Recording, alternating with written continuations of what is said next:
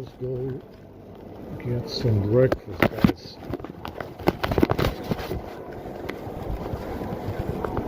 Oh my god, there's so much commotion out here. Something's going on. We got some kind of protesting.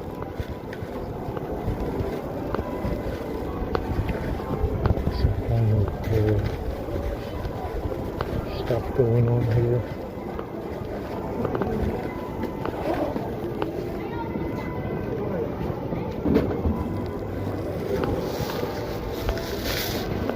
Somebody got paint.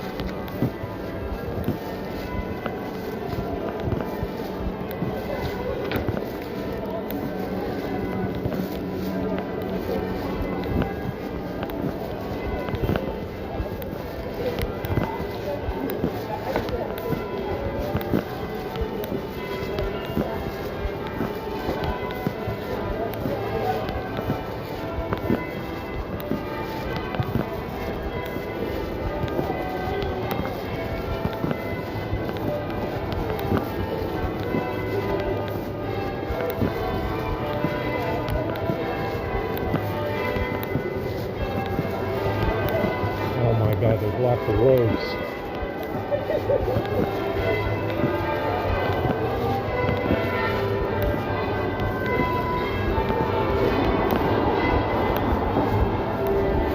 Yeah, it got cold now.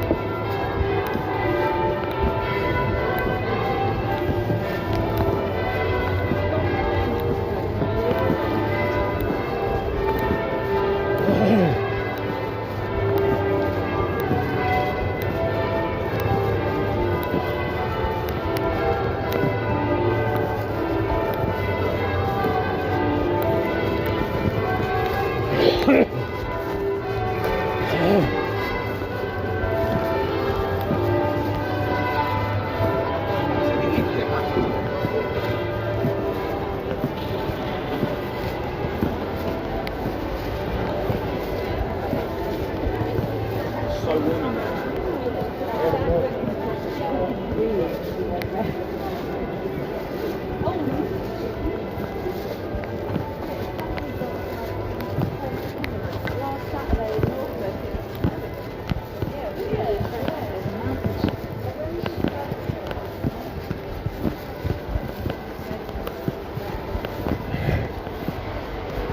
Yeah, like I said, having these phones, 3 phones is very useful, because with 3 phones it doesn't matter if they drain.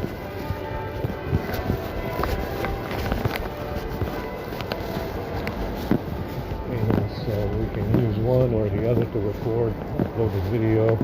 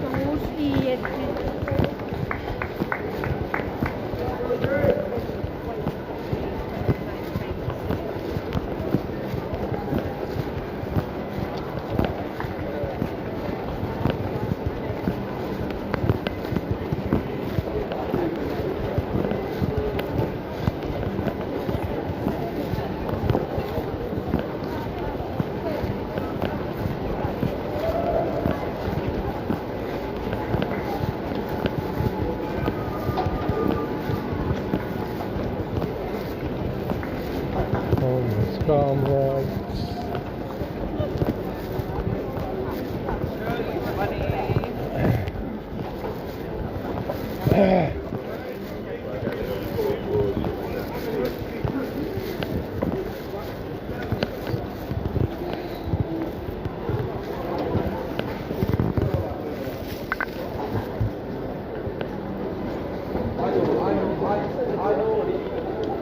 I'm sure I've met you before somewhere, my friend.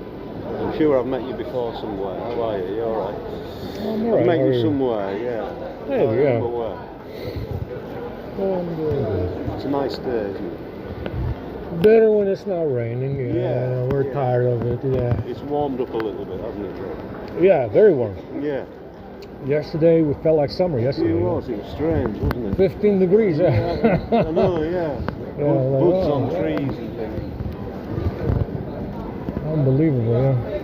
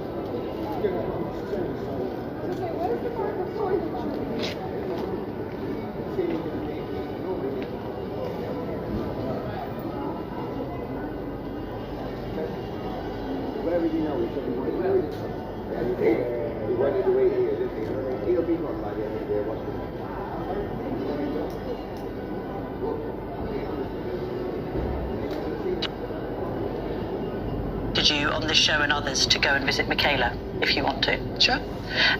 On schools in general and the Children's Wellbeing and Schools Bill, which has been described by the opposition leader Kemi Badenoch as a legislation that amounts to educational vandalism, there could be the argument, and I appreciate Labour have been very, very critical of the Tories' 14 years of power, but at the same time, actually school standards have improved under the Conservatives, haven't they? I mean, I think there is now, according to the OECD, a sort of record performance by English schools, at least, in maths. So the question might be, if it isn't broke, then why fix it? So there are real strengths within our education system, and I think that is where there has been consensus over many years about, for example, investing in our teaching workforce, because we know the single biggest way you can improve outcomes for children is by really high quality teaching. But alongside that, other changes that have stood the test of time, like Ofsted, making sure there is clear accountability around schools, although we're setting out reform in that space as well. What I would say just on the bill more widely is that the bill is the single biggest piece of child protection legislation in a generation, something I know that is of concern to your viewers and people across the country. How do we do more to prevent child exploitation, child sexual abuse? And there are lots of measures in the bill on that.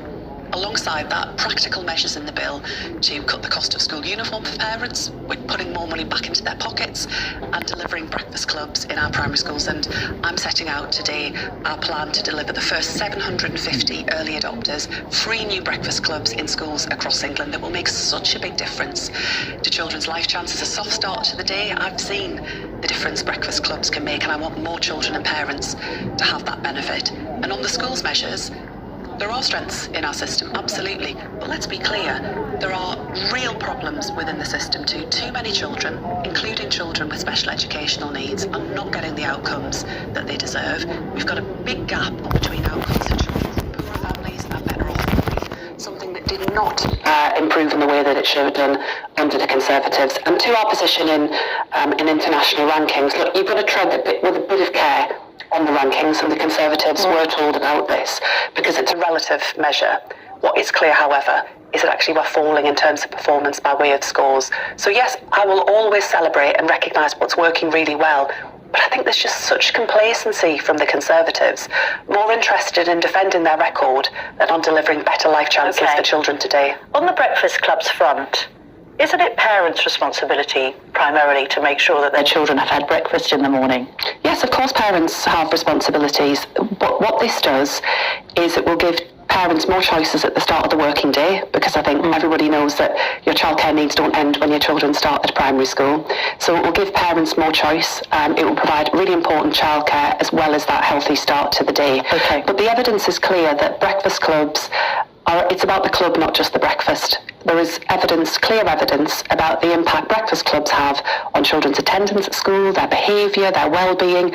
I think that's really important for all children. And coming out of the pandemic, we know that lots of children haven't spent the same amount of time with their friends. It's a chance to build those friendships, build confidence. And some of the examples I've seen have been not just the breakfast, but children having the chance to take part in reading activities, Lego, sports activities. Okay. This is a fantastic opportunity for children and for parents.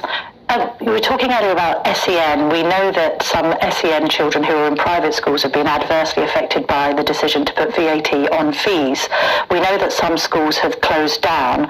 We should perhaps also point out that these private schools are also paying now higher employers' national insurance fees and indeed higher business rates. If private schools have closed down as a result of this policy, you can't claim it to have been a success, can you? Private schools, I'm afraid to say, close every year under any government. Because of this policy, and a number of them have said they're closing because of this.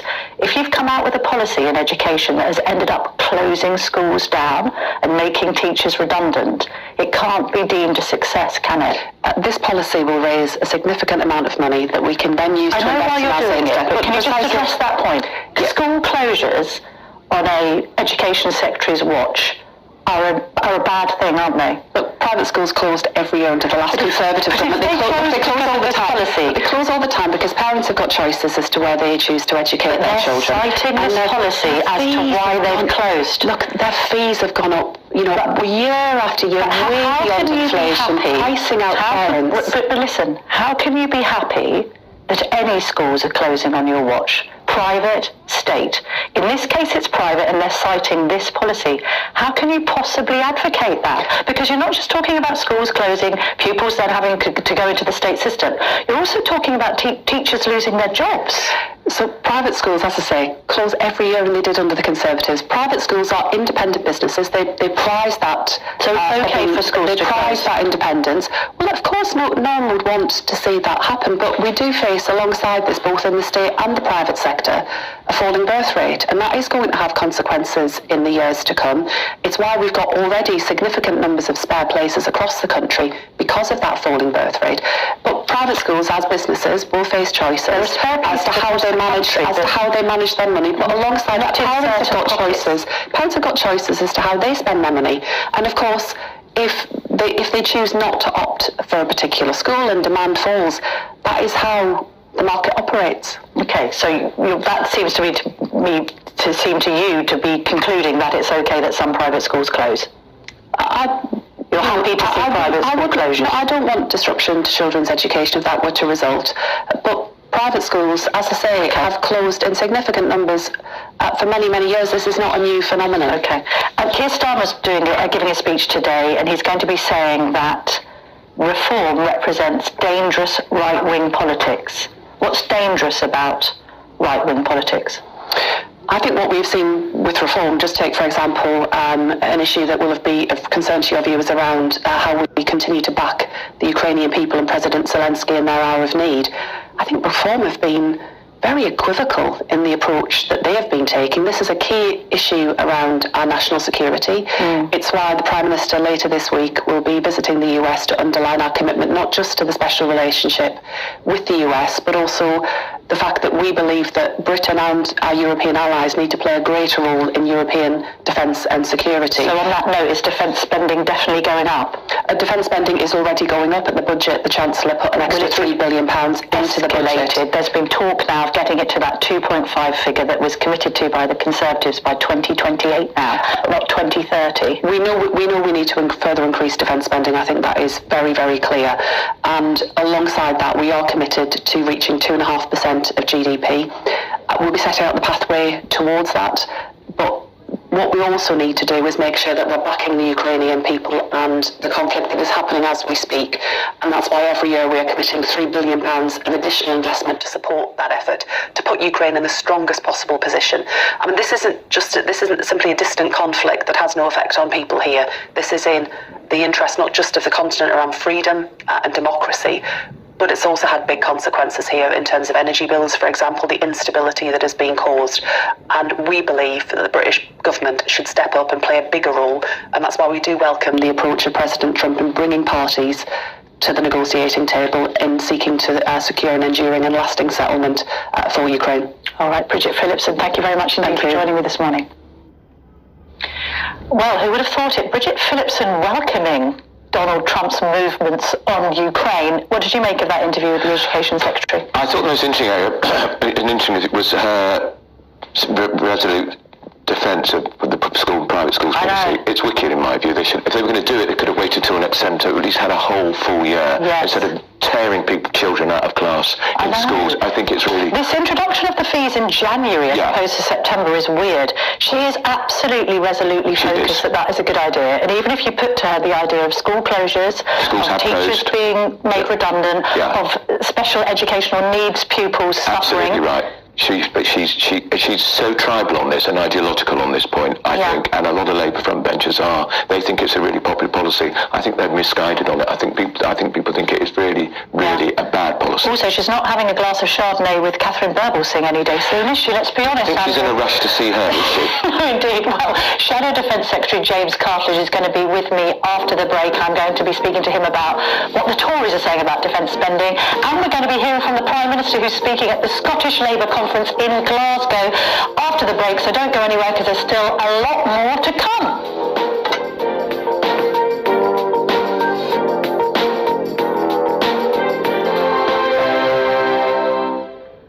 Miss your chance to be one of 2 big winners in our latest Great British giveaway, as we have 2 prize bundles that have to be won. There's 2 lots of a totally tax-free £10,000 in cash. You'll also receive a brand new iPhone 16, along with £500 in shopping vouchers to spend at your favourite store. Hurry, lines close on the 7th of March. For another chance to win, text cash to 63232. One entry costs £2 plus 1 standard network rate message, or text bonus to 63232. 5 entries cost £5 plus 1 standard network rate message. Go to gbnews.com/win. Entries start from just £2.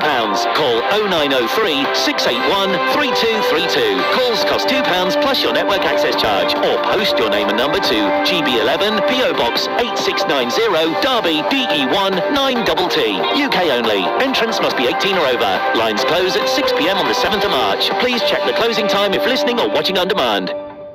Sunday with Michael Portillo from 11, only on GB News. Inside Number 9, Stage/Fright. So Inside Number 9, massive cult BBC 2 show. One half of the League of Gentlemen, so Steve Pemberton, Reece Shearsmith, they are the kind of creative geniuses behind all those sorts of shows. So it's weird, wonderful, macabre, sort of very, very black comedy, and this is their kind of farewell thank you to fans. It is such a niche show and such an extraordinary success already ticket-wise. It's virtually sold out. We're hoping it's going to actually extend. Stunning. So basically, it's 2 or 3 of their episodes mashed together. I haven't seen the show. Absolutely fine. So for me, it was actually just a revelation. Other friends have seen the shows and they were just ecstatically happy. The only new bit is an opening segment of about 10 minutes when the stage pulls back and we see seats facing up with a few people dotted around. It's the most fantastic play on terrible behaviour in theatre audiences. With one man getting increasingly annoyed and basically doing the things that we possibly thought about but would never do, and all the misbehaviours meet gruesome ends. So don't try this at home, but certainly a couple of times you've been like, oh. The rest of the show, the first half is based on Bernie Clifton's dressing room. It's 2 old-time comedians reunited, very melancholy. Second half is a very gothic-y kind of Grand Guignol, sort of schlocky horror, eyeballs coming out of the face, paintings moving, and then there's a show within rehearsals.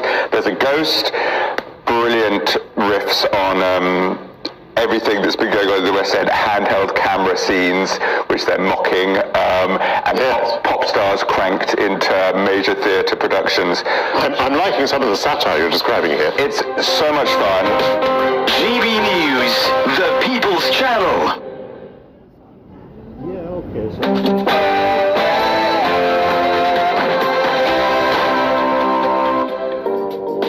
Welcome back to the Camilla Tominey Show here on GB News. Lots more still to come this morning. Shortly I'm going to be joined by the Shadow Defence Secretary James Cartledge. I'm also going to be joined by Israel's Deputy Foreign Minister Sharon Haskell to discuss the BBC's coverage of the conflict in Gaza and the appalling murders of Shiri, Ariel and Kfir Bibas while in Hamas captivity. And we're expecting to hear from the Prime Minister speaking live from a Scottish Labour conference in Glasgow. So a very busy hour to come. Stay tuned, and we'll be back with the Shadow Defence Secretary in just a moment.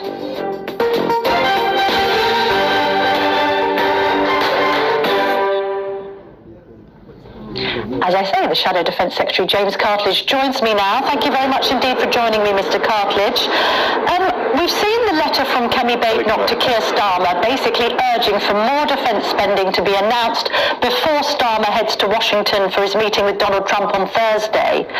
But I need to put it to you, Mr. Cartledge, that I'm wondering whether the Tories actually have a leg to stand on when it comes to defence spending. In real terms, defence spending fell by 22% between 2009 and 10 and 2016 and 17. Spending as a share of GDP was at its lowest in 2015. That was when the Tories were in power. And between then and now, defence spending is only increased in real terms by a total of 8.5 billion. So actually, defence spending has gone down under the Tories' watch, not up. Well, if you go back to the end of the last Labour government back in 2010, obviously the challenge we had then as a country is that we faced bankruptcy, essentially. The Chief Secretary of the Treasury, who was in charge of public finances under Labour, had left a note for us that there's no money left. So we did have to take very difficult and painful decisions. Actually, the Labour government were planning, if they'd won, to cut defence spending by 25%. So, yeah, we did have to take some difficult decisions then. But the thing I would stress is that, you look at 2019, when Boris Johnson became Prime Minister, the threat position was already starting to worsen, and we had the biggest sustained increase in defence spending since the Cold War, when it went up to 2.3%. It's been sustained at that level since. But we do think, given what's happening, it does need to go up again. Okay, so considering that admission then, do you admit now that it was a mistake not to invest more in defence spending? I appreciate what you're saying about the austerity years. I also appreciate what you're saying about what Labour were planning to do, but that was under Jeremy Corbyn, which probably isn't the closest comparator to sensible politics. So do you now regret that you didn't spend more on defence? Just to clarify, Camilla, just to clarify, Camilla, I wasn't talking about Jeremy Corbyn. I was talking about, had Labour won in 2010, they had a plan which was to cut defence spending by 25%. Okay, I'm sure that Jeremy Corbyn may well have doubled down on that pledge when he ran for office, but in terms of the Tories' own record then, Mr. Cartledge, just in light of everything that Donald Trump has said in recent days, do you now regret that the Tories didn't invest more on defence spending? Well, the challenge for the country at the time was to get the books in order. We were facing terrible financial crisis. Just to put it in context, because I think a lot of people aren't aware of this figure, right? The budget deficit, which is the country's overdraft, which Labour inherited when they won the election last July, was 4.4%. It was over 10% in 2010 when we took over, and the difference, if it was 10% last July, the difference is about 160 billion. That's the size of the NHS's budget last year in England. Just to give you a sense of the scale. So yes, we had to make very difficult decisions, and obviously we'd rather not have done that. Of course you would rather not have done that. But you have to govern in the national interest, and that was the national interest at the time. One more question looking backwards, because we must look forward, but the counter-argument to that is, why on earth did David Cameron spend so much on foreign aid? He could have ploughed that money into defence. So you did have choices back then. Many people criticised him for putting so much into foreign aid. He did that, arguably, at the expense of our own defences. Well, I mean, look, as you say, we can debate the past as long as we want to. I think the key thing is we did have to take some very, very difficult decisions at the time. I also think in the international situation we were in, there was also a bit more of a consensus, and not everyone would have agreed with this at the time, that aid was an important way of helping to improve our security by investing in countries becoming less unstable abroad, etc. Didn't really work though, did it? Like of the nation-to-nation let me finish, Gil. There was less of the nation-to-nation military threat that we now face today. It's a very serious threat. That doesn't mean I wish we hadn't spent more of the time, but we had to make those difficult decisions. And I say, but the real test here is that you spend according to the threat you face. And in 2019, with the threat picture starting to deteriorate, we increased spending, the biggest sustained increase since the Cold War, to 2.3%. 2.3%, actually significantly more than a lot of other NATO countries. But look, we got to election. If you want to measure, do we think, how much do we think defence spending should go up by? Are we true to our word? Well, we stood at the general election with a plan to increase again to 2.5%, funded by reducing the size of the civil service. But I think how I would summarise it is this: that basically since the Second World War, defence spending has been falling, particularly since the end of the Cold War. We thought we were in a new era of peace. That's clearly not the case anymore, and so spending is starting to go back up again, and it has to, and we have to be open with the country about that. And the letter from Kemi Badenoch today makes clear we as a party are willing to be serious and face up to the difficult decisions you've got to make if you're going to find the money to significantly increase defence spending, as we have to deliver security for our country. We could summarise by saying that defence spending has gone down as the state has got larger under both Labour and Conservative successive governments. But let's move on to what Trump actually said, because I'd like to know from you whether you think he's right or wrong on the following assertions. Did the Ukrainians start the conflict in either 2014 or 2022? No, they were invaded by Russia. Okay, is Zelensky a dictator without elections? No, he is a democratically elected leader. He is not holding elections because his country is under martial law, because it is at war. When we were at war, Winston Churchill didn't hold elections because that was the national interest at the time. Has Ukraine strong-armed the United States into spending hundreds of billions of dollars to, quote, go into a war that couldn't be won? Well, America has actually given a huge amount of aid to Ukraine. We should recognise that. I think it's tens of billions of dollars. We have also, relative to the size of our military, actually probably been the most generous donor, if you measure it in those terms. And we've given a huge amount of our inventory. We had to do that. It was in our national interest. If Ukraine had fallen early and capitulated, I think the world would be in a far more dangerous position than it is now. It's not in a good position now, but it would have been, Russia's forces would have been right on the edge of NATO and threatening us directly, I feel. So it was the right thing to do, and I think we should recognise that America did give significant aid. Okay, and what do you make of Trump's comment, Zelensky better move faster, he's not going to have a country left?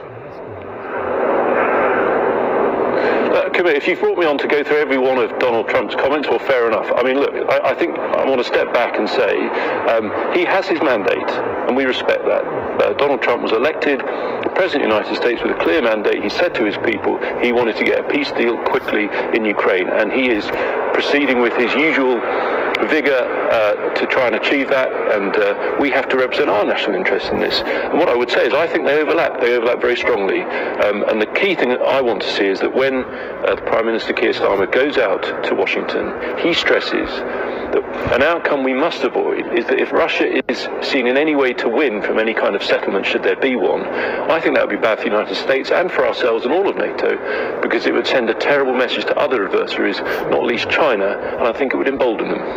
All right, James Cartledge, thank you very much indeed for joining me this morning. Lovely to speak to you. Well, retired General Lord Richard Dannett, the former Chief of the General Staff, joins me now. Lord Dannett, thank you very much indeed for your time this morning. I'm going to ask you a fairly straightforward question that probably doesn't have a straightforward answer, but how does this end? How does it end in Ukraine? Now, Trump has said what he said, Zelensky's saying what he's saying, and we've got Starmer and Trump due to meet in Washington on Thursday. Well, as you said, Camilla, there is no easy answer to this. I'm afraid, in my view, we are in a no different place to where we were 3 years ago, with Putin having wanted to take over the whole of Ukraine, absorb Ukraine back into Russia, and Zelensky perfectly reasonably wanting to defend the sovereignty and independence of his country. Those positions are irreconcilable, and frankly, nothing has really changed. I mean, what is changing in the middle of that is Donald Trump's desire, his rhetoric, his grandstanding to say that he wants to end the war. Now that's perfectly reasonable and laudable, but the question is how to do it, and he hasn't got a formula as to how to do it. What he's pressing for is some kind of ceasefire, but a ceasefire would probably be the worst outcome at the present time. Yes, of course, the killing would stop, and the consumption of ammunition and all the rest of it would stop, but the effect that that would have would then be to give time back to the Russians to reconstitute their armed forces, to regather their strength, and consider either pressing again in a new offensive in Ukraine, or even worse than that, pressing somewhere else against another European country that has a common border with Russia.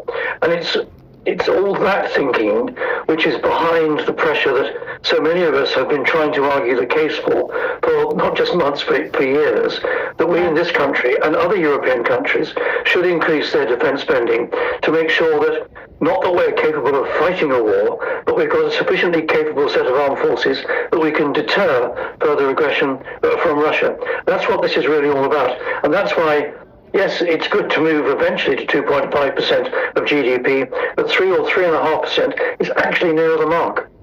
So, Lord Dannett, I can't be the only person that's quite confused about President Trump's stance in all this. On one hand, it does look as if he is handing some kind of victory to Putin if Putin can walk away with what is effectively stolen Ukrainian territory.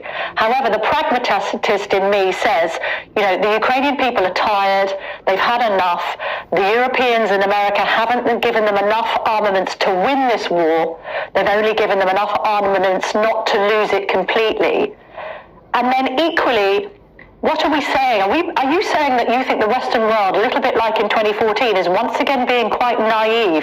This idea, we cede 20% of Ukrainian territory back to Putin, we put some troops on the ground there in Ukraine, we make sure that Ukraine is viewed as a sovereign nation, and he will then leave the Baltic states alone. Is this the Western world once again being asleep at the wheel, do you think? What you've just described there, Camilla, is the supreme act of appeasement. And if we go back to our history books and look at the 1930s, that's exactly what happened then.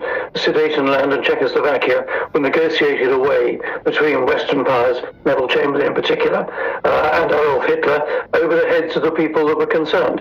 And what did that lead to? It didn't lead to peace, it led to war. It led to war largely because we were weak. And here we are again, all these years later, in the same sort of position. So I'm afraid, go back to the earlier part of the conversation we were having, I can't see any practical alternative other than countries, hopefully still the United States, but maybe less likely them, but other European countries, continuing to double down our support to Zelensky and Ukraine, and endeavor to allow the Ukrainians to be as strong as they can. Yes, 20% of their country is now in Russian hands, but that doesn't mean we should give up on the principle of that being sovereign Ukrainian territory. Yes, Ukraine would like to be an independent country.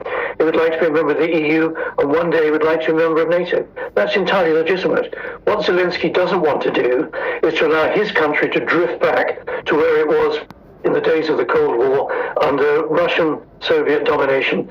He's rejecting that form of lifestyle. He wants the kind of lifestyle that we enjoy in the West. And that's perfectly reasonable. And we have an absolute duty to support them. Frankly, what Trump does is just mystifying. He may well have duped a sufficient majority of the American people to think that his rhetoric will make America great again. But don't let us get dragged down and let him make the West weak again. Frankly, it's not acceptable. And if he's not prepared to be a leader on the world stage, we've got to find some Europeans to stand up and show that leadership themselves. What do you make so far of Keir Starmer's leadership on this issue? We've got John Healey, the Defence Secretary, writing in the Sunday Times today, very much showing his allegiance to President Zelensky. How do you think the Labour government is handling this? Well, they're handling it as well as they can, given that they are absolutely hamstrung and caught in the headlights of spending. We've heard so much about the black hole that they inherited from the last government, and frankly, let's remember that in 2010, when David Cameron became Prime Minister, the then Chief Secretary of the Treasury, the outgoing Labour one, left a message on the desk saying there is no money. So we've been there before. So let's not go forward looking back over our shoulders. Let's look at the situation today, which actually is even different from July last year. Look at the situation today and say, what needs to be done?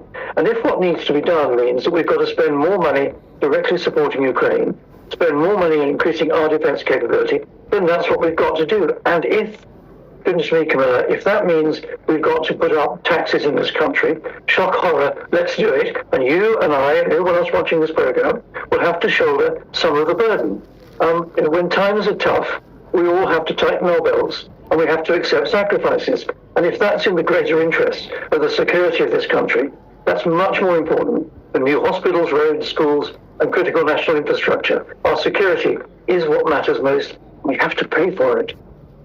And Lord Dannett, finally and briefly, we have this situation where you're describing what you think is going on right now as a form of appeasement. So is it overstating it to suggest that Starmer, not least because of the lack of leadership in the rest of Europe, in France and Germany, both on a precipice when it comes to forthcoming elections, does this mean that Starmer needs to be the Churchill figure here? And is he capable of that? Well, I don't know whether he's capable, but he has the opportunity. He's going to have a difficult time when he goes to the White House on Thursday, but John Healey, his Defence Secretary, are making the right noises. Rachel Reeves will hate this from a spending point of view. But go back to what I was saying just now. When needs must, then things must be done. This is Starmer's opportunity to try and show some Churchillian characteristics. And why not? This is a great opportunity. Don't be faced down by Trump, bullied by Trump. Britain can stand up for Europe, and I think this is his opportunity. So come on, Keir Starmer, give it a good go. All right, fair enough. Wise words from you as ever, Lord Dannett. Thank you very much indeed for joining me this morning on GB News. We're just waiting for Keir Starmer to speak. He's going to be addressing the Scottish Labour conference. He's going to be speaking about reform of all things. Before he does that, before I get the go live to Starmer, just have a quick chat with you, Andrew Pearce. Lord Dannett there being, as we would understand, typically hawkish on the military front. Can Starmer be the Churchill figure he needs to be next week in Washington? That's a noble idea, but I suspect not. He certainly hasn't got the oratorical skills, has he? But what he's got a simple solution. Kimmy Badenoch's written about it in one of the papers today. Cut foreign aid. I did make this point with James Carter. You did. He's going on about the camera era. Hang on, I think we can now cross live. Right. No, we're just going to look at footage. Yeah, cut the foreign aid budget. We don't want to see the preamble. He's walking onto the stage. I'm going to come to this in just a moment, but carry on, Andrew. Cut the foreign aid budget, which is £14 billion a year. You want £6 billion extra. Cut it to £8 billion. There we are, done. And you can put that money immediately into defence. Oh, look, there's a little photo opportunity taking place now, and the Prime Minister is about to speak in Scotland. Let's go live to that footage in Glasgow. Sound like Churchill.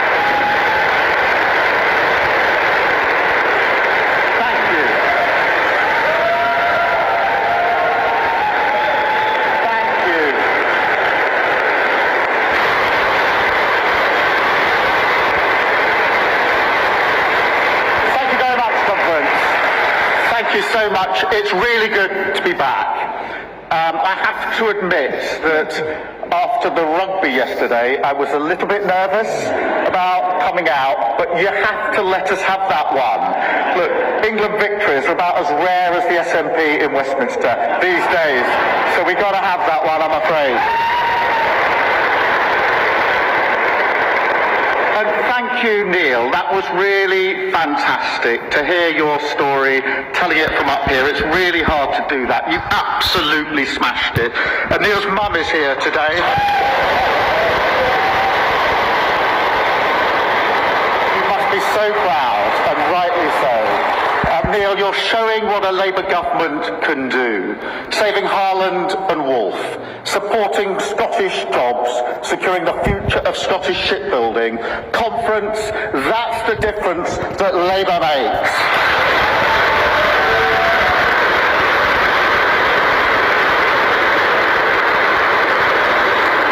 And we can only make that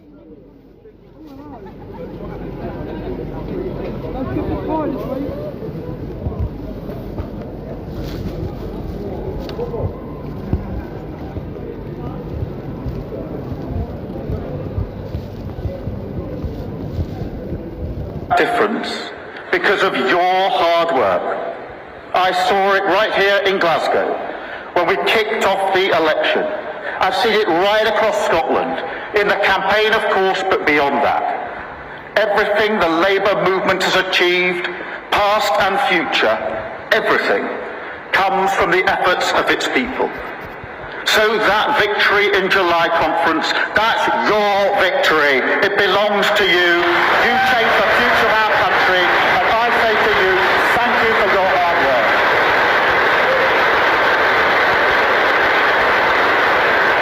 Because of your work, Scotland no longer sits on the Westminster sidelines, sending a message. Remember that, the height of the SNP ambition. No, Scotland is in government. A new generation of Scots. Michael Shanks leading the way on clean British energy. Douglas Alexander fighting for Scottish businesses in a challenging world. Kirsty McNeil standing up for Scottish interests at home and overseas. And Ian Murray from the lone Scottish Labour MP to the Secretary of State for Scotland in a Labour government.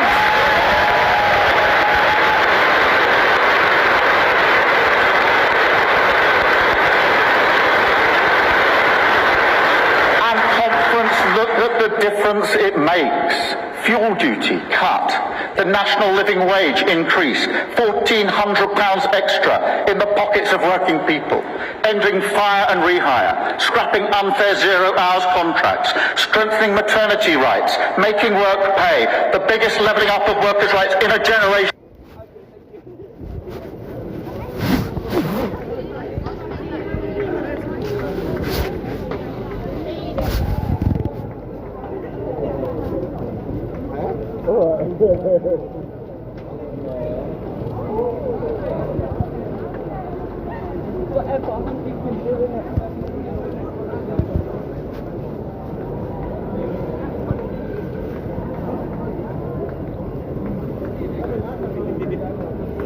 Michael! How are you, Mike? You good? I was live, Bruce lad. Is that back in? You good? Hey! How are you? I'm fine, how are you?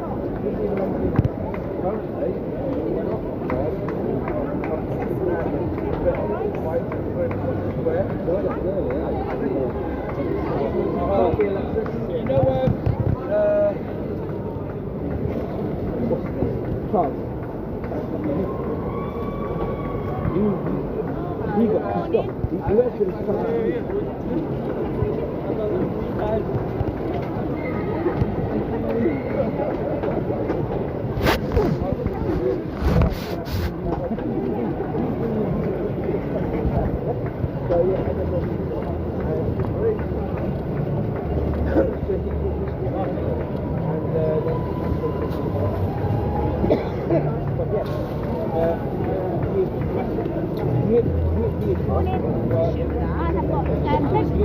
burrito wraps.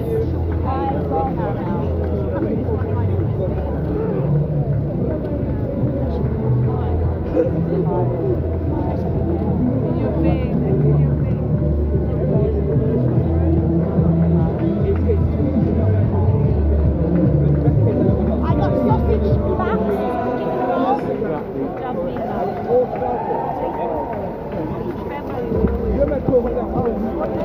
got chicken. I got chicken curry, paprika chicken, sesame chicken. Sesame. Sorry. Yeah, one of these in the box.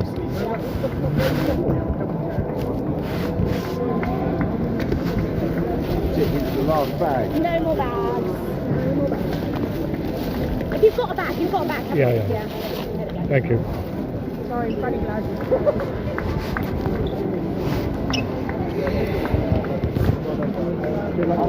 Take care. Bye-bye.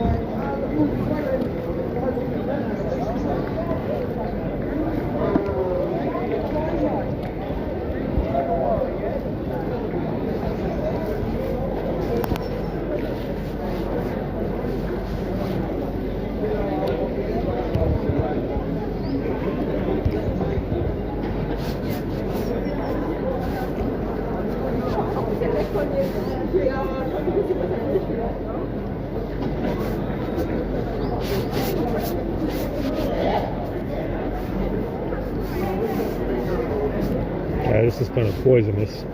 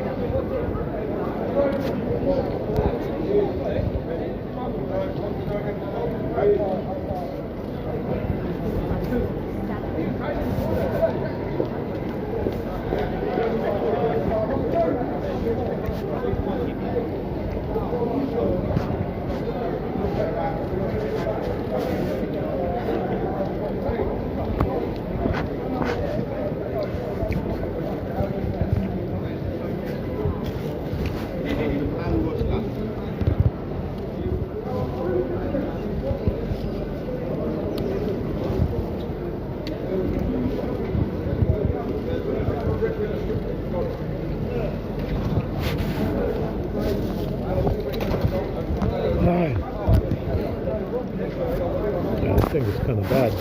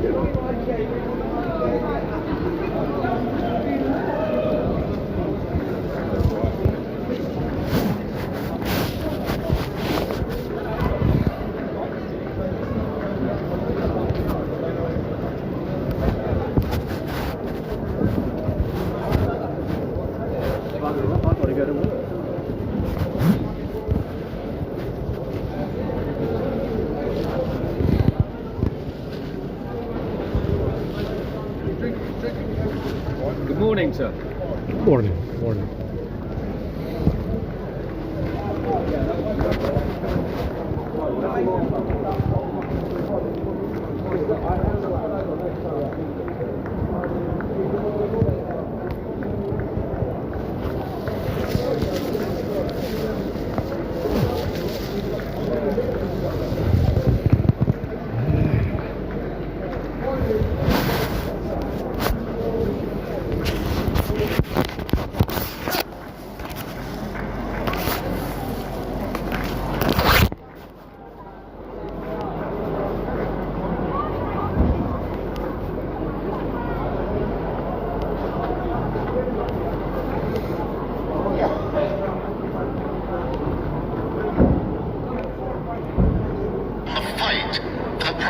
Of working people.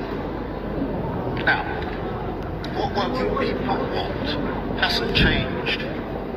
They want a stable economy, their country to be safe, their borders secure, more cash in their pocket, safer streets in their town, opportunities for their children, cheaper energy in their home, and an NHS that is fit for the future. But we can't underestimate just how little faith there is from working people, most of all.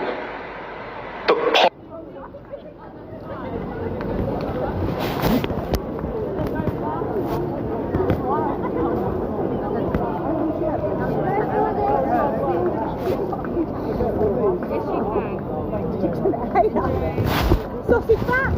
Yeah, why not? Yeah. They look so good. Thank you.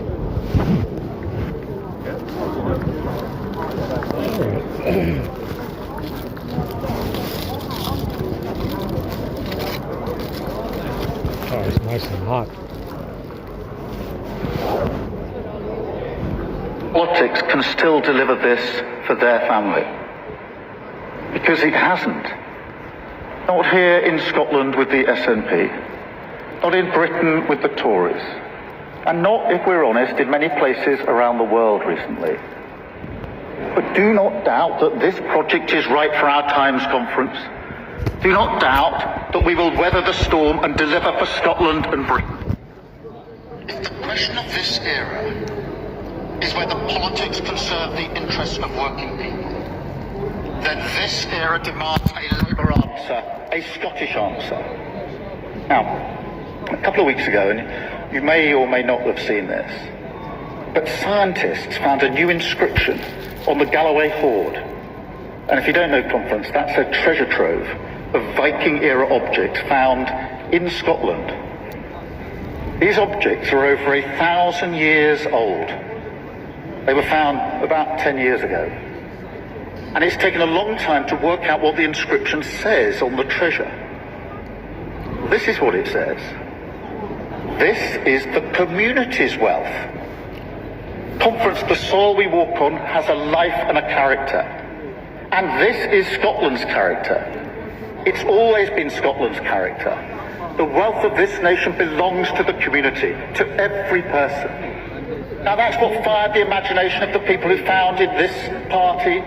That's what drove people who built this nation, who transformed our union into a bond across these islands, woven in the solidarity of working people.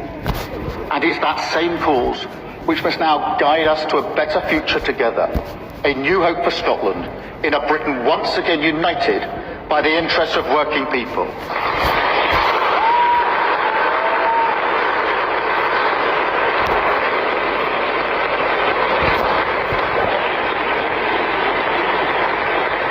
But change will be hard, Conference. Our job is to conserve what is precious in the here and now and seize the opportunities of the future. And nowhere is this clearer than in the clean energy transition. Now, I want to be crystal clear about this. I believe the transition to clean energy is a golden opportunity for Britain, especially for Scotland. That's exactly why we base GB Energy here where it belongs, in Scotland.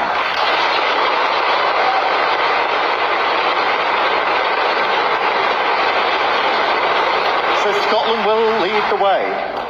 But you cannot come at this issue with simple principles divorced from the practicalities. No, this is a transition that must be managed pragmatically.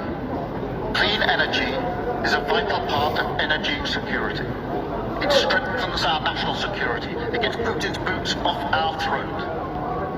But equally, the oil and gas in our waters is also vital for our security.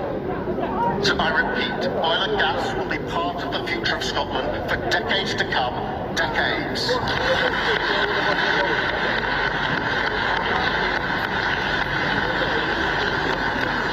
But it's not enough just to defend the jobs that are here now. We must also make sure we're at the front of the queue when it comes to the jobs of the future. Take Grangemouth, because that shows precisely the challenge. First, we must protect working people in the here and now. And let's be clear, we are. Every worker made redundant, every worker will get 18 months full pay. There will also be a skills and training offer, backed up with up to £10 million from the UK government. And any business within the Grangemouth Freeport area that takes on these workers will get national insurance relief. Now that is a comprehensive package, fair to workers, and a clear incentive for local businesses to retain the skills and talent within Grangemouth. For Conference, we must also plan for Grangemouth's future. I've been talking to Anas about this, and I know we must do it quickly. Now, I said in the election that we will stand behind this symbol of Scotland's industrial brilliance, and that is what we will do. Grangemouth is not a charity case. It's not a problem to be solved. It's a huge opportunity for renewal, for this generation and beyond. I mean, just look at the assets. Access to the North Sea, a deep sea port, an effective grid connection, infrastructure links to the North East, a strategic location midway between Scotland's two major cities, world-class universities, a skills pipeline for the future, a £100 million growth plan already in place, a partnership between this government and the Scottish government, and we welcome their support on this, the accelerator money they announced earlier this week. But Conference, we need more. I can't put into words just how much of an afterthought industrial policy was for the previous UK government. Not a surprise, but it's still shocking. And yet across these four nations, my Labour government has already taken decisive action to protect good British jobs in the industries that are vital for our economic security, saving Harland and Wolff, investing in the future of Hitachi in the northeast of England, a new plan for an electric arc furnace at Port Talbot secured this week. Grangemouth is such an opportunity. It could have a future in bioengineering, biofuels, or in hydrogen energy. But I promise you this, it will not lack ambition on our side. So I can announce today, we will grasp the opportunities at Grangemouth, work alongside partners to develop viable proposals, team up with businesses to get new industries off the ground, and to attract private investors into the partnership we need. We will allocate £200 million from the National Wealth Fund for investment in Grangemouth, investment in Scotland's industrial future. That is the difference a Labour government can make.